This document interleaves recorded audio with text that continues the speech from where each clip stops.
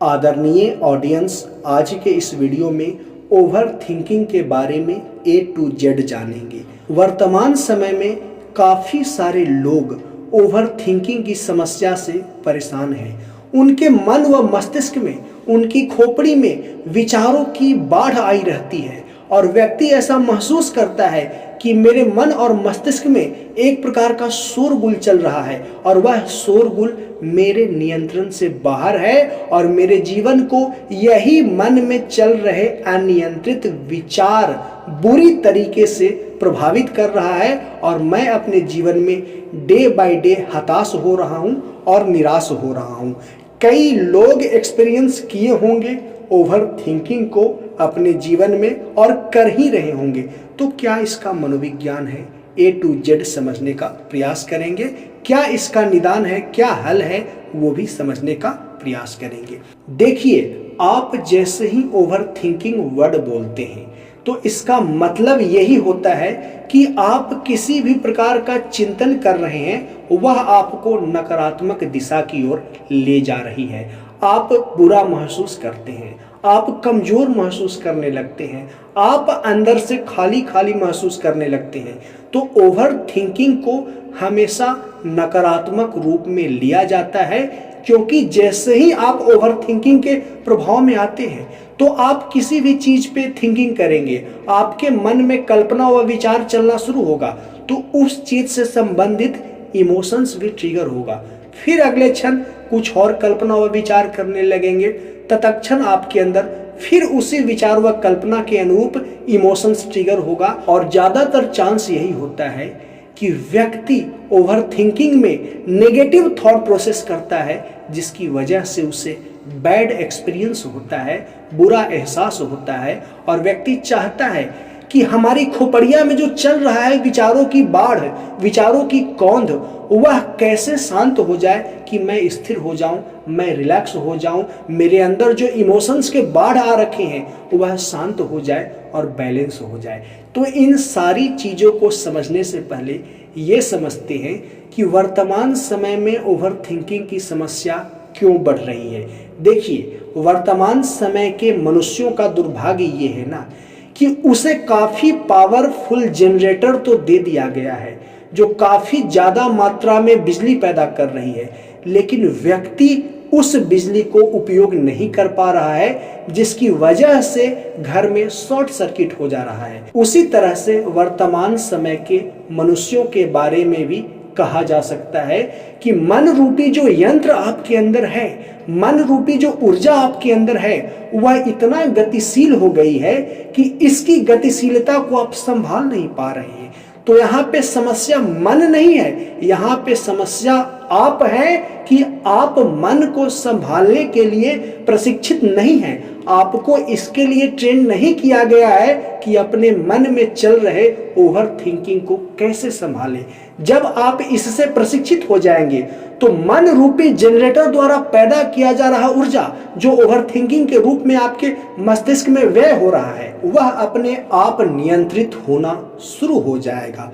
तो आप over thinking से परेशान इसलिए हैं कि मन को कैसे बैलेंस करना है, इसका आपके पास कोई प्रशिक्षण नहीं है, कोई ट्रेनिंग नहीं है। बस आप चीज़ों को सुनते हैं, कुछ अभ्यास करते हैं, आगे बढ़ जाते हैं। दूसरा ओवर थिंकिंग के पीछे का कारण यह है कि व्यक्ति को वर्तमान समय में इतने सारे स्टिमुलस को झेलना पड़ता है। ध्यान रहे, स्टिमुलस का डिफिनेशन ये होता है कि बाह्य रूप से कोई क्रिया व पदार्थ आपसे व्यवहार पैदा करवा ले जाने अनजाने में।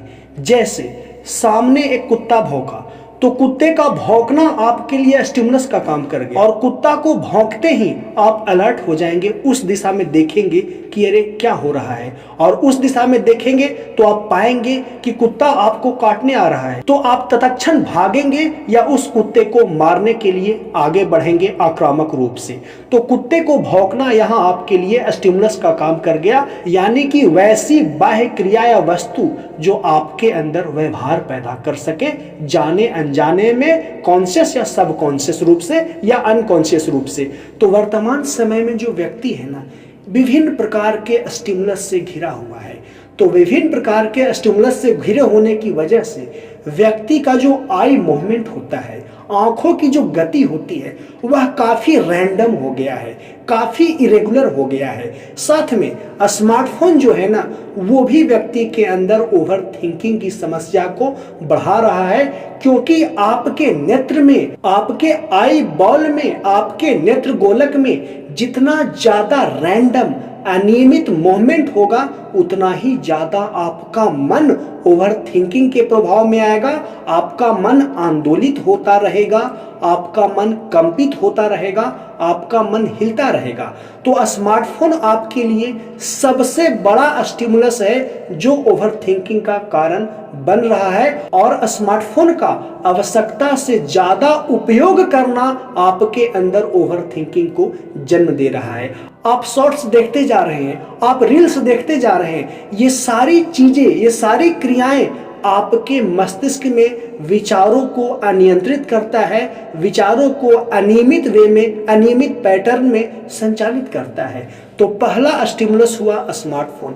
दूसरा स्टिमुलस कि हम लोग जिस एरा में भी हैं, आस पास लाइट का मूवमेंट इतना ज़्यादा बढ़ गया है, आसपास आपके मूवमेंट इतना ज़्यादा बढ़ गया है कि आपके पास लाखों की संख्या में स्टिमुलस है। इसे एक एग्जाम्पल से समझाते हैं।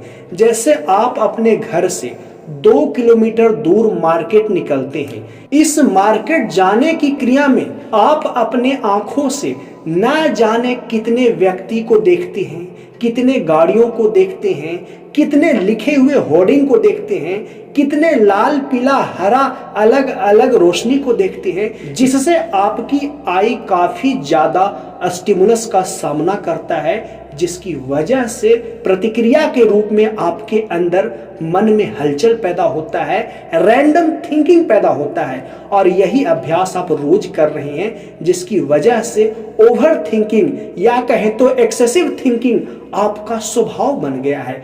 तो ये 2 बेसिक कारण मैं आपको समझाने का प्रयास किया, और अब आप स्वयं समझ लीजिए कि क्या क्या ऐसी चीजें हैं जो आपके अंदर जाने अनजाने में स्टिमुलस का काम कर रहा है, और आपसे जाने अनजाने में कॉन्शियस, सब कॉन्शियस या अनकॉन्शियस रूप से व्यवहार करवा रहा है। तो आप खुद इसका व्याख्या कर लें।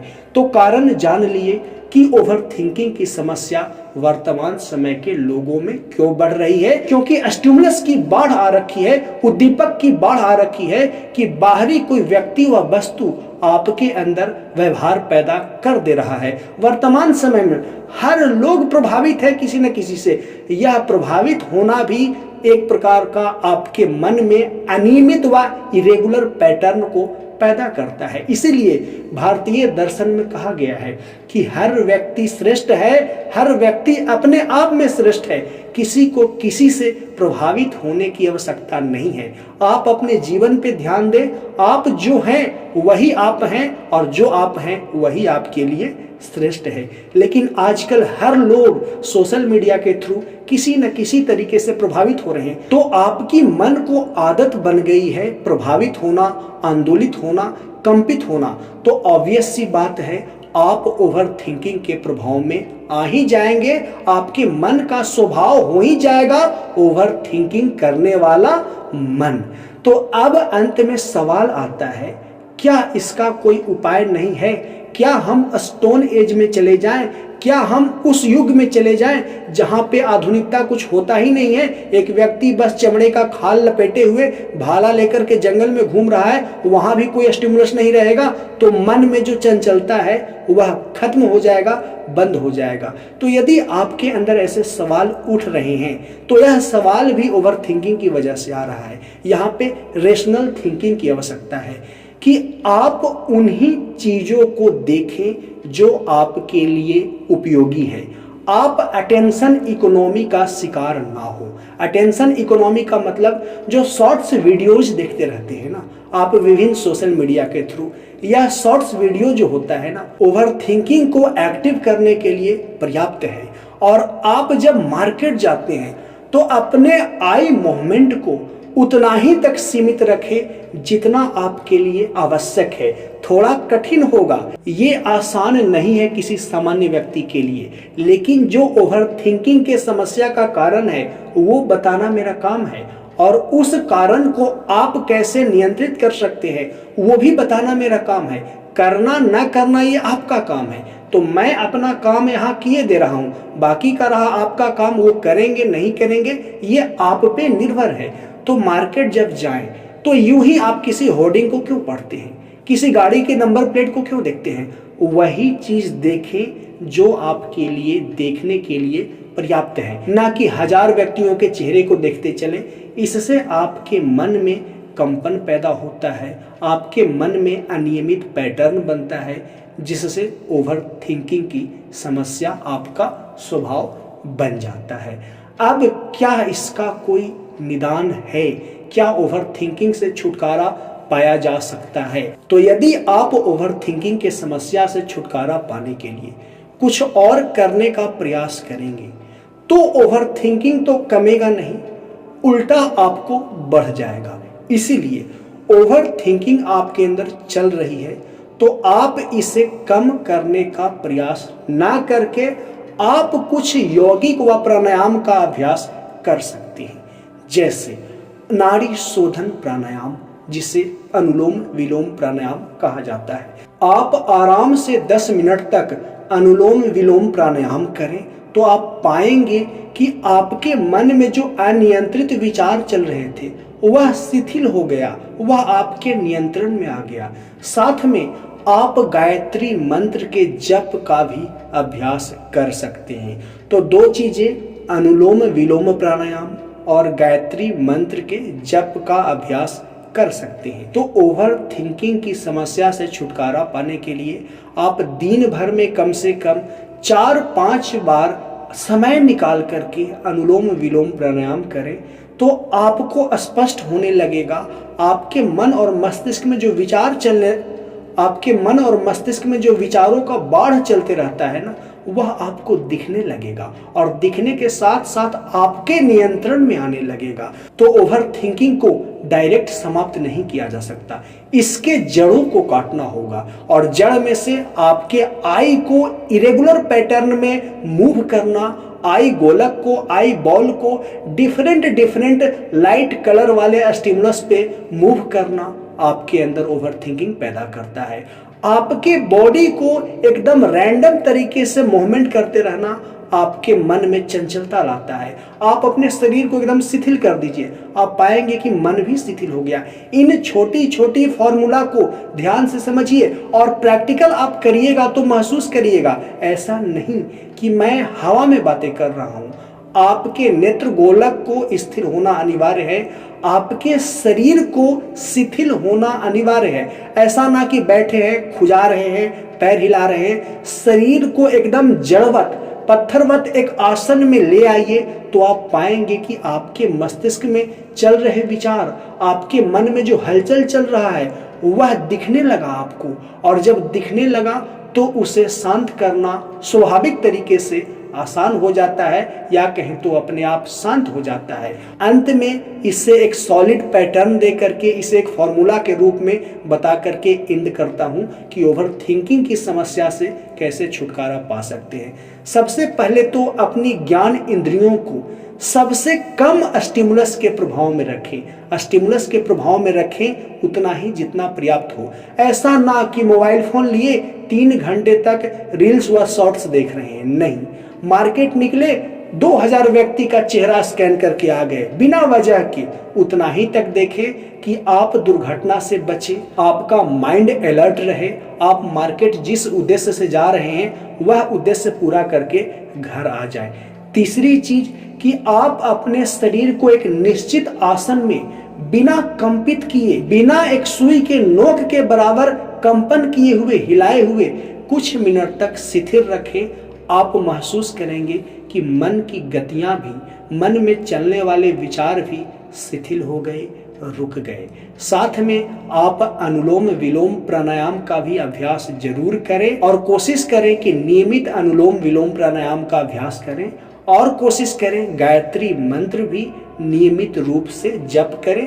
गायत्री मंत्र कैसे जपना है मैं पहले वीडियो में बता चुका हूँ, आगे भी मैं बताते रहूँगा। तो आई होप कि ओवर थिंकिंग क्या है, क्यों बढ़ रही है, इसका निदान क्या है वो समझे होंगे। और कोई व्यक्ति एकदम ओवर थिंकिंग के पीछे डंडा लेके पड़ जाएगा ना, तो फिर वह ओवर थिंकिंग की समस्या को समाधान नहीं कर पाएगा, क्योंकि ओवर थिंकिंग की जड़ें कहाँ है वो मैं आपसे स्पष्ट करने का प्रयास किया। और जब जड़ पता चल जाता है ना तो उसे काटने में आसानी होती है कि जड़ की मोटाई कितनी है, लंबाई कितनी है, कैसे धारदार चाकू लगेंगे जड़ को काटने में। तो मैंने जड़ को बता दिया, काटने के लिए चाकू भी बता दिया। अब आपको काटना है तभी वह चीज समाप्त हो पाएगा जिसका जड़ आपके हाथों में मैंने देने का प्रयास किया है। आई होप कि मैं आपको सही तरीके से समझा पाया हूं। इसीलिए आशीर्वाद के रूप में मेरे इस YouTube चैनल सेल्फ माइंड को सब्सक्राइब करिए और मेरे इस वीडियो को लाइक करके अपना आशीर्वाद प्रदान करें। जल्द ही मिलते हैं नेक्स्ट वीडियो में। वीडियो को देखने के लिए धन्यवाद।